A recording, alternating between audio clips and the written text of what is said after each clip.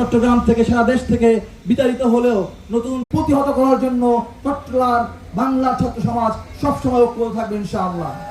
যোদ্ধা হিসাবে তাদেরকে পরিচয় দিতে আমার লজ্জা হয়।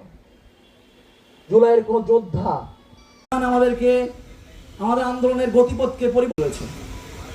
যে স্লোগান চট্টগ্রামের কোর্ট চত্বরে আমাদেরকে উদ্বুদ্ধ করেছিল সেই স্লোগানটাও এখানে অনুপস্থিত রয়েছে। এই বিপ্লবের স্লোগান হিসেবে ধারণ শহীদ ওয়াসিম, শহীদ শান্তের গায়ে যখন গুলিটা লেগেছিল, আমার গায়ে হয়তো সেই সময় একটা গুলি লাগতে পারত। অনেকজনকে দেখাছিলাম, তাদের একটা তালিকা করেছিলাম। ওই সময় আমরা 40 জনকে পেয়েছিলাম খুঁজে।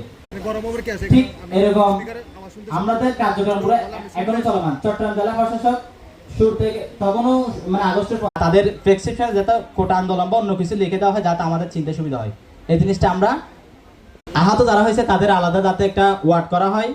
কাজে বা রাজনীতি বা ইনভলভমেন্ট কাজ আছে, কিন্তু আহতদের কেউ দেখতে তখন 6 তারিখ 7 তারিখ 8 তারিখ পর্যন্ত যায়নি। ধারণা আসছিল যে যারা আহত হয়েছে তাদের কি অবস্থা হয়েছে এটা দেখার জন্য এবং ভবিষ্যৎ বাংলাদেশের প্রতি আমি ধন্যবাদ জানাই। আমি বেশি কিছু বলবো না, আমি জাস্ট এখানে আমাদের যারা আজকে আমরা এখনো পর্যন্ত দেখি নাই।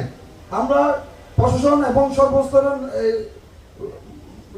ব্যক্তিবর্গকে বলবো যে যারা এখনো পর্যন্ত যারা সন্ত্রাস, যারা যুবলীগ আওয়ামী লীগ ওদেরকে গ্রেফতার করে শাস্তির আওতায় আনার জন্য ধন্যবাদ।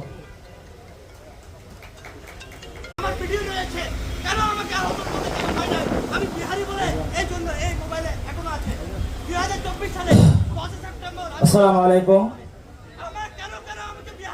আমি প্রথমে স্মরণ করছি জুলাই গণ অভ্যুত্থানের সকল শহীদ যাদের ত্যাগের বিনিময়ে তাদের আত্মত্যাগের আবার সেই হাসিনার মতন হয়। আমরা দেখেছি 71-এর মহান মুক্তিযুদ্ধে যারা মুক্তিযুদ্ধের সংগঠক ছিল, আমরা যদি জুলাইয়ের সেই প্রেরণাকে ধারণ করতে না পারি,